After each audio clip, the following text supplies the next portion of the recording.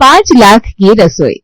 मनोहर राठौर की कोठी की अगर बात करें तो वो पूरे जयपुर में काफी मशहूर थी।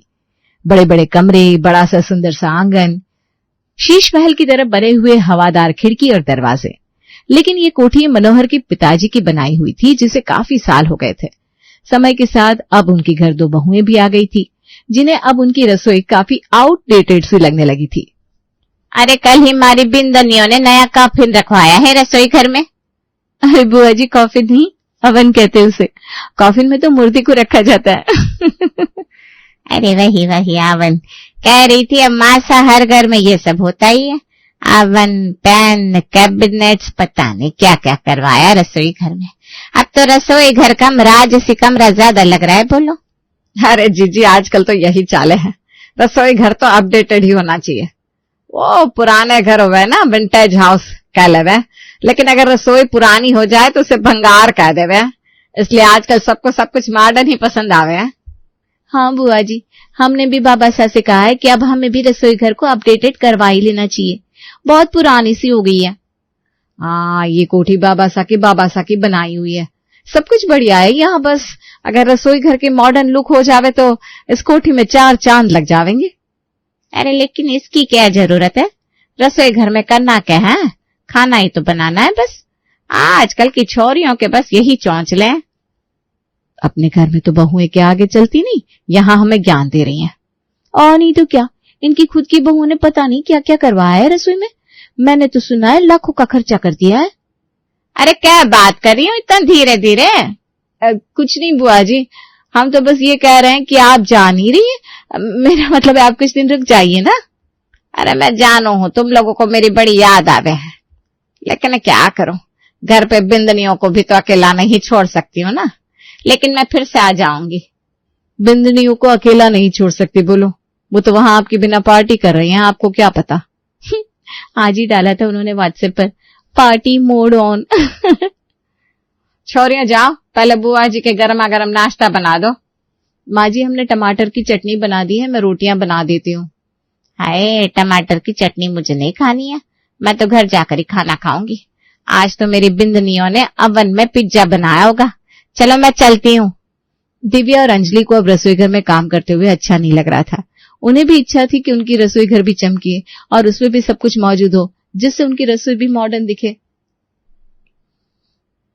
क्या हुआ, तुम दोनों का ऐसे मुंह क्यों लटका हुआ है? अरे इस घर में हमारी सुनता ही कौन है? अब गोल गोल बातें ही करती रहोगी कि कुछ साफ साफ बताओगी भी? बाबा सा, हम कितने वक्त से कह रहे हैं हम रसोई घर को बनवा लेते हैं, लेकिन कोई हमारी बातों पर ध्यान ही नहीं देता है। क्या करवाना है रसोई घर में बिंदनी? बाबा साहब, हम सोच रहे थे कि रसोई घर की टाइल्स बदलवा देते हैं, बड़ी पुरानी सी हो गई है। हाँ बाबा साहब, साथ ही साथ हम वो रसोई घर के ऊपर का रंग भी बदलवा देते हैं, अच्छा लगेगा। अरे भाभी साहब, आजकल तो वो वॉलपेपर आते हैं ना, मैं तो कहती हूँ हम वही लगवा देते हैं, बड़ा चोखा लगेगा। अरे तुम दोनों ये करवा देते हैं वो करवा देते हैं, बाद में करना, पहले खाना परोसो। हाँ, आज क्या बनाया है? टमाटर की चटनी। अरे आज तुम्हारा टमाटर की चटनी खाने का मन कौन ही था। अब रसोई घर की दीवारें देखकर हमारा मन भी कौन ही करे है कुछ अच्छा सा बनाने का। क्या करें? एक काम करो, बिंदनियों का इतना ही मन है तो कल ही कारीगर को बुलवा लो और रसोई घर की टाइल्स और रंग रोगान करवा लो। बाबा साहब थैंक यू। बाबा साहब, दीवारों की टाइल्स और रंग हम पसंद करेंगे। हाँ हाँ कर लेना, पहले अब यहाँ रोटी डालो, बड़ी जोरों की भूख लगी है। जी बाबा साहब। दिव्या और अंजलि की इच्छा को देखते हुए उनके ससुर जी ने रसोई के लिए नई टाइल्स और रंग के लिए अगले दिन ही कारीगरों को बुलवा लिया और अब ये दोनों लग गई थी टाइल्स को पसंद करने में। नहीं, ये ज्यादा अच्छी लग रही है। वो पास वाले कमला आंटी है ना, उन्होंने भी ऐसी लगवाई थी, लेकिन हम कुछ अलग सा लगवाते हैं। हाँ भाभी, रसोई ऐसी होनी चाहिए कि 4 लोग देखते ही रह जाए। अरे 4 लोग क्यों, 100 लोग देखेंगे हमारी रसोई को। देखना कैसे सबके मुंह जल जाते हैं जब हमारी रसोई बनकर तैयार होगी तब। अरे बुआ जी, जो अब अपने घर की रसोई की तारीफ कर रही थी ना, हमारे रसोई घर को देखकर जल जाएंगी। अरे पसंद कर ली टाइल्स की नहीं कि अभी तक यहाँ खड़ी बक बक किए जा रही हो? अरे मासा, हम ऐसे ही कोई भी टाइल्स थोड़ी ना पसंद कर लेंगे।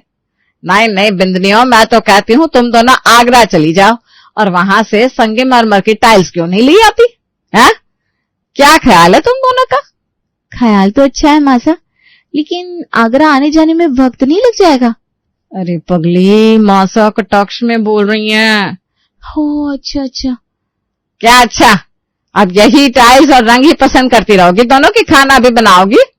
मासा लेकिन जब तक रसोई का काम चलेगा हम खाना कैसे बना सकते हैं? आज बाहर से ही खाना ऑर्डर कर देते हैं। ला, बस यही सुनना था। अब ठीक है, चलो रसोई में काम चल रहा है तो खाना बाहर से मंगवा लेता है। हाँ, अब इनको तो बहाना मिल गया और क्या। मैं बाहर से दाल बाटी चूरमा ऑर्डर कर देता हूँ। मेरे लिए चाउमीन ऑर्डर कर देना। और भाई साहब हमारे लिए पिज्जा, हमारा बड़ा ही मन था कितने दिनों से खाने का। ठीक है, अभी कर देता हूँ। रसोई में 4-5 दिनों तक टाइल्स और रंग रोगन का काम चलता रहा, जिसके चलते पूरा परिवार बाहर से खाना खा रहा था। फाइनली आज जाकर काम पूरा हुआ था, लेकिन फिर भी दिव्या और अंजलि के चेहरे पर कोई संतुष्टि नहीं थी। तुम दोनों रसोई को इस तरह क्यों देख रही हो? ये वही टाइल्स है ना जो तुम दोनों ने लगवाए हैं? हाँ, इतनी महंगी टाइल्स पसंद की थी तुम दोनों ने कि 2 लाख का तो सिर्फ रंग और टाइल्स ही हो गए। फिर भी तुम दोनों ऐसे क्यों देखे जा रही हो रसोई को? अंजलि, तुझे कोई कमी ना लग रही है? हाँ भाभी, आप सच्ची कह रहे हो।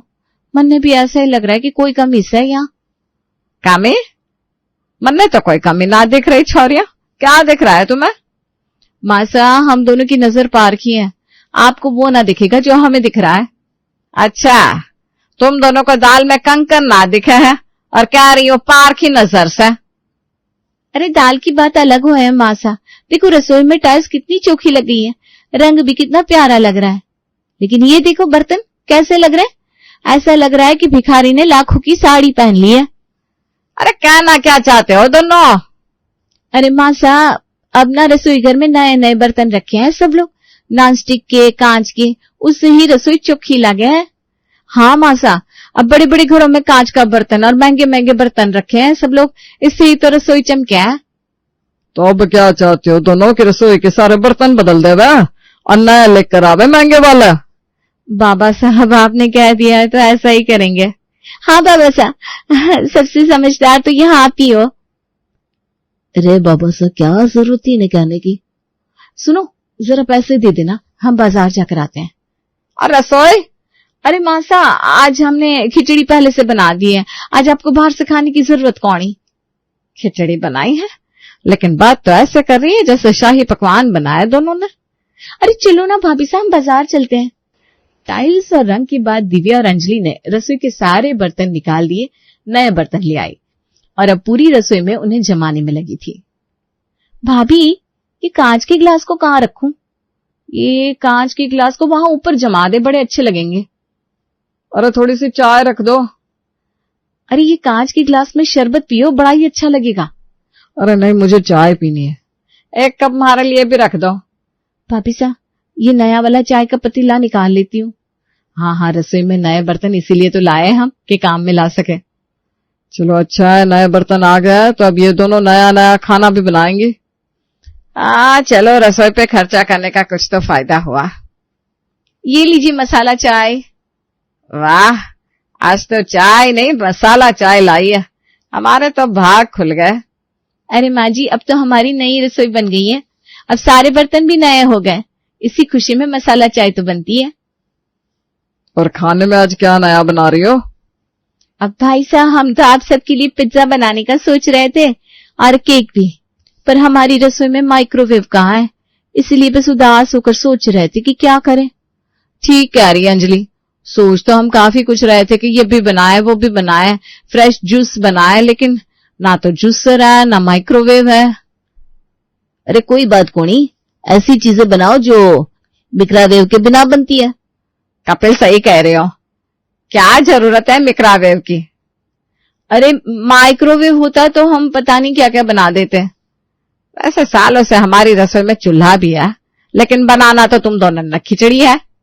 माँ साहब समझ नहीं रहे हो, अब 4 लोग आवेंगे तो क्या कहेंगे कि इतनी चोखी रसोई बनाई है लेकिन ना माइक्रोवेव है ना जूसर, कैसे लगेगा? आप ही सोचो। अरे तो क्या अब ब्रांडेड माइक्रोवेव और जूसर लेके आवे का? बाबा साहब, हम तो ब्रांडेड कह भी कौन ही रहे थे, लेकिन आपने तो हमारे मन की बात ही कह दी। बाबा साहब, आप ना बेस्ट ही हो। अरे मैं तो सिर्फ अब बता, ब्रांडेड ही आवेगा माइक्रोवेव और जूसर भी। अरे बाबा सा क्या जरूरत थी ये सब इनको कहने की। इन्हें तो बस बिंदनियों की पड़ी है, पैसे तो पेड़ पे उग रहा है। अरे मन्ने तो बस बात कही थी। दिव्या और अंजलि ने रसोई घर में अपनाया माइक्रोवेव और जूसर भी ला दिया था। अब तो रसोई में एक सा कुछ नहीं बचा था जो पुराना हो। अरे आंटी जी, अब तो हमारी रसोई में हम पुराने बर्तन रखते ही कौन ही है।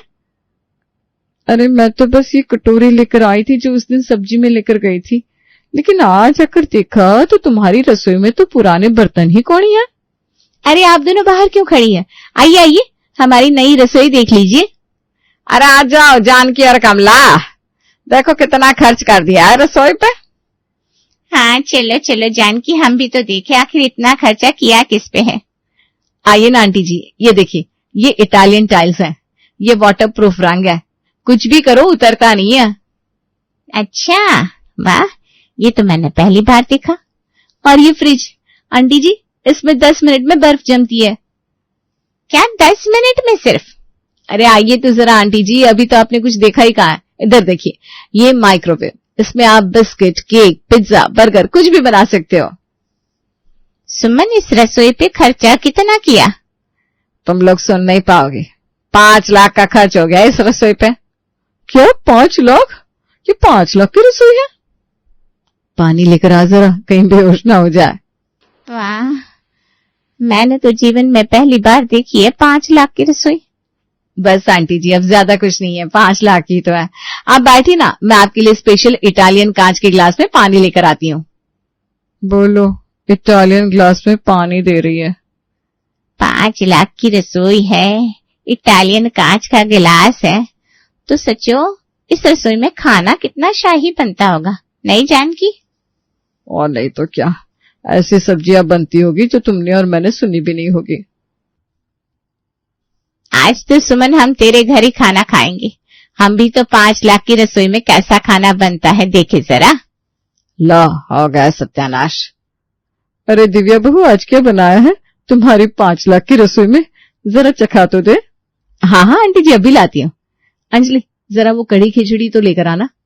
क्या कड़ी खिचड़ी बनाई है? हाँ आंटी जी, 1 मिनट, मैं माइक्रोवेव में गरम करके लाती हूँ। अरे मुझे तो लगा था कुछ पनीर शनीर बनाओगा। नहीं नहीं, तुम सभी खाओ ये कड़ी खिचड़ी। इससे तो अच्छा हमारी रसोई में आज हमने दाल बाटी चूरमा बनाया है। क्या, दाल बाटी चूरमा? हाँ, लगता है सुमन ने कितने दिनों से नहीं खाया है। तो कहे तो देकर जाऊं मैं, वैसे भी तेरे पुराने बर्तन है मेरे पास। अब नहीं नहीं।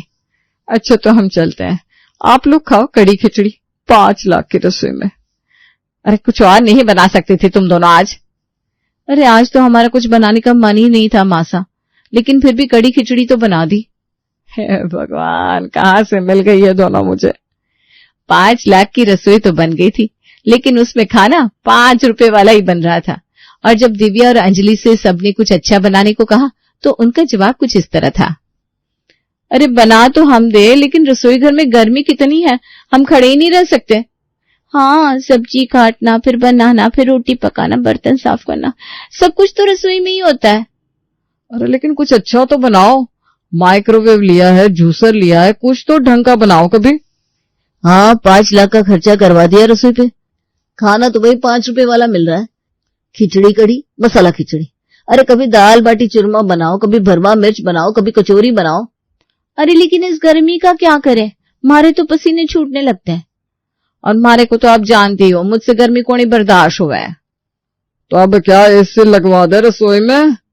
बाबा साहब, काहे कह रहे हो ऐसे? अब क्या रसोई में एसी लगवा देंगे? अरे तो क्या दिक्कत है, जब 5 लाख का खर्चा हो ही गया है तो थोड़ा और सही। ठीक है भाई, एसी लगवा देते हैं। भाई साहब क्या बोल रहे हो आप? अरे आप चुप रहे, भाई साहब कह रहे हैं ना। हाँ हाँ, एसी लगवा देते हैं, और कुछ गद्दे भी लगवा देंगे रसोई में। गद्दे किस लिए भाई साहब? अरे एसी, नया रसोई घर, नए बर्तन, सब कुछ होगा ना वहां, तो दोनों पूरा दिन वहीं रहना और सोना भी। ठीक है दीपक, एसी और 2 गद्दों का इंतजाम कर दे। जी भाई साहब। अरे नहीं नहीं, हम तो मजाक कर रहे थे, रसोई में कोई एसी थोड़ी ना लगा हुआ है। आप आज क्या खाओगे बोलो? हाँ हाँ, मैं संतरे का जूस बनाकर लेकर आती हूँ ना भाभी साहब, माहौल थोड़ा गर्म सा हो गया लग गया है, मैं अभी आती हूँ। मैं भी वो सैंडविच बनाकर लाऊं। अभी आई। अब आया ऊंट पहाड़ के नीचे। सुमिता गुप्ता जो अपने बेटे सागर के साथ रहा करती थी, अब सागर की अच्छी नौकरी भी लग गई थी, तो सुमिता कहती है, बेटा अब तो तू अच्छी नौकरी भी करने लगा है तड़का मार के, कम से कम अब शादी भी कर ले, मेरे साथ कोई हाथ बटाने वाली भी तो होनी चाहिए। क्या माँ, तुम फिर से चालू हो गई? शादी करने के लिए कोई लड़की भी तो होनी चाहिए ना। अरे तो इसमें क्या बड़ी बात है, मैं आज ही पंडित जी के पास जाकर अच्छी लड़कियों के फोटो ले आऊंगी। माँ, जब तक मुझे कोई पसंद नहीं आएगी मैं शादी नहीं करने वाला। ये कहकर सागर अपने काम पर चला जाता है और सुमिता बैठे बैठे परेशान हो रही थी। तभी उसके घर उसकी पड़ोसन सीमा आती है। कोई है क्या घर में? हाँ हाँ आ जाओ, बताओ कैसे आना हुआ, आज क्या चाहिए? अरे सुमिता, तुम भी कैसी बात कर रही हो? मैं क्या तुम्हारे पास बस सामान मांगने आती हूँ? अरे मेरा वो मतलब नहीं था, आज ना मैं थोड़ी परेशान हूँ। मैं हूँ ना, मेरे होते किसी और ने भी परेशान कर रखा है क्या? अरे मेरा बेटा है ना, शादी नहीं कर रहा है तड़का मार के। अरे वो तो ठीक है, लेकिन वो तड़का क्यों मार रहा है? बिना तड़के की शादी कर ले। अरे तुमसे ना हो पाएगा, बैठो मैं चाय बनाती हूँ। अरे मैं सब समझ गई, एक आइडिया दूं? तो अपने बेटे को बोल, अब तो मैं बहू के हाथ का ही खाऊंगी, वरना कुछ नहीं खाऊंगी। फिर देख कैसे तेरा बेटा जल्दी से शादी करता है। अरे वाह, क्या आइडिया दिया है। अरे मांग लो, क्या चाहिए आज तुम्हें? अरे नहीं सुमिता, ये तो एक पड़ोसी होने के नाते तेरी मदद की है मैंने, बस कभी घमंड नहीं किया। और अगर कुछ देना ही चाहती है तो थोड़ा दूध, थोड़ी चीनी, गाजर और काजू बादाम भी दे दे। सोच रही हूँ आज गाजर का हलवा ही बना लूं। हाँ हाँ क्यों नहीं, अभी लाई तड़का मार के। सामान लेकर सीमा चली जाती है और शाम के वक्त जब सागर आता है तो दोनों खाना खाने बैठे होते हैं। सागर तो खाना खाता है लेकिन सुमिता नहीं खा रही थी। ये देखकर सागर पूछता है, क्या हुआ माँ, तुम खाना क्यों नहीं खा रही हो? अब तो मैं बहू के हाथ का बना हुआ खाना ही खाऊंगी तड़का मार के। माँ ये क्या जिद है, खा लो ना खाना, कौन सा आज ही शादी हो जाएगी? सुमिता जिद की वजह से खाना खाए बिना सो जाती है और अगले दिन सागर अपनी माँ के लिए चाय बनाकर ले आता है। लो माँ, जल्दी से चाय पी लो। नहीं, अब तो मैं बहू के हाथ से ही बनी चाय पीऊंगी। सागर परेशान होकर वहां से चला जाता है और ऑफिस जाते वक्त अपनी माँ से कहता है, माँ ये बिजली का बिल है, भर देना। नहीं, अब तो मेरी बहू ही अपने हाथों से बिल भरेगी। अरे माँ बस भी करो। सागर वहां से ऑफिस चला जाता है जहां वो अपनी दोस्त निशा को सारी बात बताता है, जिस पर निशा सागर को एक आइडिया देती है। तुम एक काम करो, किसी से नकली शादी करके घर ले जाओ और जैसे तुम्हारी माँ खाना खाने लगी फिर उस लड़की से जानबूझकर लड़ाई कर लो और उसको बोलो अपने घर जाए। ऐसे तुम्हारी माँ भी खुश और तुम भी खुश। हाँ यार, आइडिया तो मस्त है, लेकिन ऐसी लड़की मिलेगी कहाँ? अरे तू मेरी मदद करना, तू ही मेरी नकली बीवी बनकर मेरे घर चल। नहीं नहीं नहीं नहीं, मुझसे नहीं होगा ये सब। अरे चलना यार, कुछ दिन की बात है, फिर तो लड़ाई करके अपने घर चली जाना। इसके बाद निशा मान जाती है। सागर और निशा दोनों घर आते हैं। सुमिता अपने घर के काम में लगी होती है और घर की बेल बजती है। अरे आ रही हूँ, उड़ के थोड़ी ना आऊंगी। सुमिता दरवाजा खोलती है जहाँ सागर फूल की माला पहने हुए था और उसके साथ निशा भी थी। ये देखकर सुमिता कहती है, हे प्रभु जगन्नाथम प्रेमानंद, ये क्या हुआ? माँ, ओ माँ, तुम ही तो कहती थी बहू के हाथ का ही खाऊंगी, तो मैं तुम्हारे लिए बहू ले आया। है? चल ठीक है, कोई बात नहीं, मेरी बहू आ गई ना, अब मुझे कुछ नहीं चाहिए। सुमिता दोनों को अंदर लेकर आती है। निशा भी सास की सेवा में लग जाती है और अच्छा अच्छा सा खाना बनाती है और परोसती है। लो माँ, अब खाओ तुम अपनी बहू के हाथ का खाना। सभी हंसी खुशी खाना खाकर सोने चले जाते हैं। अगले दिन निशा सुबह उठकर काम में लग जाती है। वहीं सागर अभी भी सो रहा था, जिसे उठाने सुमिता उसके कमरे में जाती है। बेटा उठ जा, ऑफिस जाने में देर हो जाएगी वरना। हाँ मामा, उठ गया मैं, अब जाइए। तभी सुमिता देखती है कि उसका बेटा रात को सोफे पे सोया हुआ था। शादी के बाद सोफे पे क्यों? कुछ तो खिचड़ी बन रही है तड़का मार के, पता लगाना पड़ेगा। शाम के वक्त जब सागर ऑफिस से आता है तो देखता है उसके कमरे का सोफा घर के बाहर रखा हुआ है। ये देखकर वो माँ से कहता है, माँ ये सोफा ऐसे घर के बाहर क्यों पड़ा हुआ है? अरे बेटा, ये सोफा कितना पुराना हो गया है, इसलिए मैंने बाहर रख दिया ताकि हम नया ले आए। अरे अब तो मुझे जमीन पे सोना पड़ेगा। सागर हाथ मुंह धोकर खाना खाने बैठ जाता है। माँ खाना तो बहुत स्वाद है। आज का खाना बहू ने बनाया है। मेरी बहू के हाथ में तो जादू है, जादू। ऐसा कुछ नहीं माँ जी, आप तो बिना बात तारीफ कर देती हो। नहीं सच में खाना बहुत अच्छा है। तो ऐसा करना, कल हम तीनों कहीं घूमने चलते हैं, निशा को भी अच्छा लगेगा। अच्छा ठीक है, चलते हैं कल। सभी लोग खाना खा लेते हैं। सागर अपने कमरे में सोने के लिए जाता है और जैसे ही कमरे में जाता है वो देखता है पूरे कमरे में गेहूं बिछे हुए हैं। माँ ये सब क्या है? ये गेहूं मेरे कमरे में क्या कर रहे हैं? अरे बेटा, वो गेहूं कल पिसवाने देने हैं ना, तो सुखाना जरूरी था। कुछ मैं अपने कमरे में सुखा रही हूँ, कुछ मैंने तेरे कमरे में फैला दिए हैं।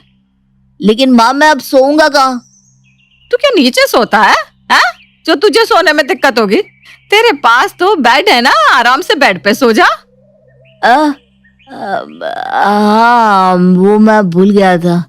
ठीक है माँ, आप भी सो जाओ। आज तो बच गया। कोई बात नहीं, आज तुम बेड पे ही सो जाओ। ठीक है, लेकिन निशा मुझे माफ करना, मुझे नहीं पता था कि माँ ऐसा कुछ कर देगी। अरे कोई बात नहीं, वो तो माँ है, उनको नहीं पता ना कि हमारी शादी नहीं हुई। तुम चिंता मत करो, मुझे बुरा नहीं लगेगा। अगले दिन सुबह सुबह तीनों तैयार होकर घूमने के लिए जाने लगते हैं। जैसे ही सागर कार में आकर बैठता है, सुमिता आगे की सीट से उतरकर पीछे बैठ जाती है और निशा को आगे बैठने के लिए कहती है। माँ आप ही आओ ना, आगे बैठो। अरे नहीं, अब तो मेरी बहू आगे बैठेगी मेरे बेटे के साथ। अरे अब हर जगह तेरा होना ही जरूरी है बेटा। नहीं माँ जी, आप ही जाकर बैठ जाओ ना। नहीं, मैंने कहा ना, जाओ तुम बैठो। निशा भी सागर के साथ आगे वाली सीट पे बैठ जाती है। सागर को भी निशा अब पसंद आने लगती है। तीनों अच्छे से घूम कर वापस घर आते हैं। घर आते ही सुमिता कहती है, बेटा अब तू घर पे ही है तो मैं अपनी कुछ सहेलियों से मिलने जा रही हूँ, तो बहू का ध्यान रखियो। हाँ, ये कहकर सुमिता दोनों को अकेला छोड़कर पड़ोस में चली जाती है। अब निशा को भी सागर पसंद आने लगता है। दोनों एक दूसरे के करीब आने लगते हैं। तब सागर कहता है, निशा अभी तक तो हम ये सब नाटक कर रहे थे, लेकिन सच कहूं अब मुझे तुम बहुत पसंद आ गई हो। मैं चाहता हूं कि तुम इसी घर की बहू बन जाओ, लेकिन अगर तुम भी यही सोचती हो तो। सच कहूं तो मुझे ये सब नाटक लगा ही नहीं। मैंने जो किया अपने मन से किया। मुझे भी तुम बहुत पसंद हो। सच में? लेकिन अब माँ को भी सच सच बताना होगा, शायद माँ गुस्सा भी करे। मुझे भी यही लगता है, लेकिन बताना भी जरूरी है। कुछ टाइम बाद सुमिता घर आती है। तब सागर कहता है, माँ मुझे आपको कुछ बताना है। वो मैंने और निशा ने कोई शादी नहीं की थी, वो तो बस मेरी दोस्त थी। मैंने आपसे झूठ कहा था, लेकिन अब हम दोनों को एक दूसरे से सच्चा प्यार हो गया है और हम शादी करना चाहते हैं। बेटा मैं तेरी माँ हूँ तड़का मार के। मुझे ये सब बहुत पहले से ही पता था और मैं भी यही चाहती थी कि मेरी बहू निशा ही बने। इसीलिए तो ये सारा ड्रामा शुरू तुम लोगों ने किया, लेकिन आगे मैंने चलाया। सुमिता सागर और निशा की शादी काफी धूमधाम से करा देती है और पूरा परिवार हंसी खुशी रहने लगता है। जिठानी का तलाक। इशिता की जिठानी सोनाक्षी गर्भवती होती है। सोनाक्षी और संजय की शादी को पूरे 5 साल हो गए हैं और अब जाकर सोनाक्षी प्रेग्नेंट हुई है। प्रेगनेंसी के बाद संजय और सोनाक्षी के रिश्ते में और गहराई आने की जगह दूरियां पैदा हो जाती है। आइए देखते हैं ये दिल छूने वाली कहानी। अरे संजय आ गए तुम, मैं तुम्हारा ही इंतजार कर रही थी। तुम्हारे हाथ की बनी चाय मुझे बहुत पसंद है, प्लीज बना दोगे? मैं सुबह से चाय पीना चाहती हूँ और वो भी तुम्हारे हाथ। ओफो सोनाक्षी, कांट यू सी मैं कितना थक गया हूँ। दिन भर इंसान काम पर से थक हार कर घर आए और रात में तुम्हारी सेवा करे, यही रह गया अब बस। संजय इतना कहकर टॉवेल लेकर बाथरूम में चला जाता है और सोनाक्षी उदास चेहरा बना लेती है। ससुराल में सास शशिकला, ससुर गोपीराम, देवर विहान और देवरानी इशिता रहते हैं। एक रोज जब संजय अपने दोस्त की बर्थडे पार्टी में जा रहा होता है तभी, संजय मैं भी चलूं तुम्हारे साथ, कौशिक की बर्थडे पार्टी है, याद है ना तुम्हें? उसकी बीवी नीति और मैं, हम दोनों साथ में कॉलेज में पढ़ते थे। नहीं सोनाक्षी, तुम अब सुंदर नहीं लगती। देखो कितने बाल झड़ गए तुम्हारे, चेहरे पर कितने काले धब्बे और पिंपल्स आ गए हैं, ऊपर से तुम्हारा वजन भी ठीक नहीं, होठ भी देखो कैसे काले हो गए तुम्हारे। तुम मत आओ यार, खामखा बेइज्जती हो जाएगी मेरी। ये कहकर संजय कोट पहनकर सच धज कर चला जाता है। सोनाक्षी की आंखें नम हो जाती है। वो अपने आप को आईने में देखती है और अपने पेट पर हाथ रखते हुए कहती है, अब ये सब प्रेगनेंसी में होना तो आम बात है, इसमें इतना क्या। दिन ब दिन जब से मेरी प्रेगनेंसी शुरू हुई है तब से तुमने मुझसे दूरियां बना ली है। ठीक से देखते तक नहीं हो मेरी तरफ, ना ठीक से बात करते हो। खूबसूरती से प्यार थोड़ी किया जाता है, प्यार तो मन से होता है ना। इस सब के कारण संजय सोनाक्षी से दूरियां बनाना शुरू करता है। उसे सोनाक्षी अब बिल्कुल अच्छी नहीं लगती, क्योंकि प्रेगनेंसी के साथ उसकी खूबसूरती भी ढलती जाती है। अरे ये तो अच्छी बात है उल्टा। अरे जब औरत की खूबसूरती ज्यादा ढलती है ना तब उसे लड़का होने वाला होता है, और जब वो ज्यादा खूबसूरत दिखने लगती है तब उसे लड़की होती है। लड़का होगा तो हमारे लिए अच्छा ही है ना। पागल ही है संजू। ये कैसा लॉजिक है मम्मी जी? लड़का हो या लड़की हो दोनों बराबर है, इसमें और उसमें। ये सारी बेतुकी और पुरानी बातें हैं, जमाना काफी बदल चुका है अब। संजय अब अक्सर रातों में बाहर ही रहने लगता है। एक रात सोनाक्षी को बहुत उल्टियां होती हैं। तभी वो संजय को कॉल करती है और उसे कहती है, संजय तुम कहाँ हो? मुझे ठीक नहीं लग रहा। संजय मुझे तुम्हारी ज़रूरत है, प्लीज़ आ जाओ, बहुत अकेलापन महसूस हो रहा है। अरे सोनाक्षी, ये उल्टी तो तुम्हारा रोज का ही नाटक है। सुबह हुई नहीं कि उल्टी, शाम हुई नहीं कि उल्टी, रात हुई नहीं कि उल्टी। अरे पक गया हूं मैं तुम्हारे इस रेगुलर ड्रामे से। मैं एक दोस्त के घर पर पार्टी कर रहा हूँ, यहाँ लाउड म्यूजिक है। I call you later. Bar bar phone करके परेशान मत करना अब। संजय मेरी बात तो सुनो। फोन कॉल डिस्कनेक्ट हो चुका होता है। सोनाक्षी की हालत बहुत खराब हो जाती है और तभी उसकी देखभाल करने विहान और इशिता आ जाते हैं। वो दोनों उसे सही दवाइयाँ देते हैं और इशिता कमरा ठीक करके सोनाक्षी पर कंबल उड़ा देती है और उसके लिए गर्मा गर्म सूप बनाकर पिलाती है। सोनाक्षी दीदी, अब आप अच्छा महसूस कर रही हैं ना? हाँ इशिता, थैंक यू देवर जी, थैंक यू इशिता। ये भाई को हो क्या गया है क्या पता। अरे ऐसे पति का होकर भी क्या फायदा। मुझे तो शर्म आ रही है कि मैं उनका भाई हूँ। और नहीं तो क्या, विहान जी सही कह रहे हैं एकदम। संजय भाई कभी आपकी देखभाल नहीं करते। इस समय उनका आपके साथ, आपके पास होना बहुत इंपॉर्टेंट है, फिर भी वो अपनी ही मौज मस्ती में लगे पड़े हैं। मेरी कोख में पल रहा बच्चा वो उतना ही उनका है जितना मेरा। एक पति से अब वो एक बाप के जूतों में पैर रखने वाले हैं, फिर भी उन्हें समझ में नहीं आ रहा। बस मेरी वजह से हो रही प्रॉब्लम्स को पॉइंट आउट करते रहते हैं, ये नहीं कि मेरा साथ दे। इस वक्त न जाने मेरे अंदर कितने हार्मोनल चेंजेस हो रहे होंगे। मुझे भी तो समझने वाला कोई चाहिए ना। अरे आप टेंशन मत लीजिए भाभी प्लीज। इतना स्ट्रेस लेंगी तो बेबी की हेल्थ पर असर पड़ेगा ना। विहान जी और मैं, हम दोनों हैं ना। इस घर में भले ही कोई आपका साथ दे या ना दे, लेकिन आपकी ये देवर देवरानी हमेशा आपके लिए हाजिर है। अगले दिन सोनाक्षी सोशल मीडिया पर संजय ने पोस्ट किए गए फोटोज देखती है, जिनमें वो मॉडर्न लड़कियों के साथ फोटोज में दिखता है। अच्छा, तो ये कर रहे थे तुम कल रात को? हाँ, अरे यार फिर शुरू हो गई तुम। फ्रेंड्स हैं, फोटोज क्लिक किए बस, जैसे तुम्हारे मेल फ्रेंड्स होते हैं ना वैसे ही। बात यहाँ मेल या फीमेल की नहीं है संजय। कल रात को मेरी तबीयत इतनी खराब थी और तुम बाहर मजे कर रहे थे। मेरे साथ दो मीठी बातें करने के लिए तो तुम्हारी जान निकल जाती है। You know what Sonakshi, bore हो गया हूं मैं तुमसे और तुम्हारे इन नखरे और ड्रामों से। तुमसे तो बेटर ये फोटो में मौजूद लड़कियां हैं। और क्या मैं अब दिन रात किसी नर्स की तरह तुम्हारे पास बैठा रहा हूं, बेड के पास स्टूल रखकर, और तुम्हारी सेवा करते बैठो? Sonakshi, you are just pregnant, लेकिन तुम तो ऐसे बिहेव कर रही हो जैसे तुम्हें कोई बहुत ही बड़ी बीमारी जकड़ गई है। संजय अपना ऑफिस बैग उठाता है और कमरे से बाहर चला जाता है। वहीं कमरे से बाहर दवाई और दूध का ट्रे हाथ में पकड़े हुए खड़ी इशिता ये सब सुन लेती है और संजय के जाते ही वो कमरे में आ जाती है और सोनाक्षी को तकिया पकड़कर रोते हुए देख लेती है। सोनाक्षी दीदी, बस बस बस दीदी, बस।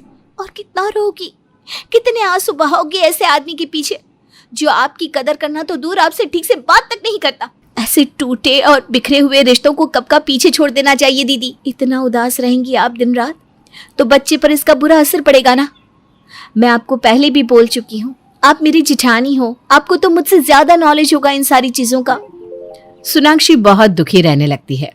जब डॉक्टर के पास चेकअप के लिए जाना होता है तब सोनाक्षी संजय को कॉल करके पूछती है, संजय आज चेकअप के लिए जाना है हॉस्पिटल, शाम को 5 बजे की अपॉइंटमेंट है, आओगे ना मेरे साथ?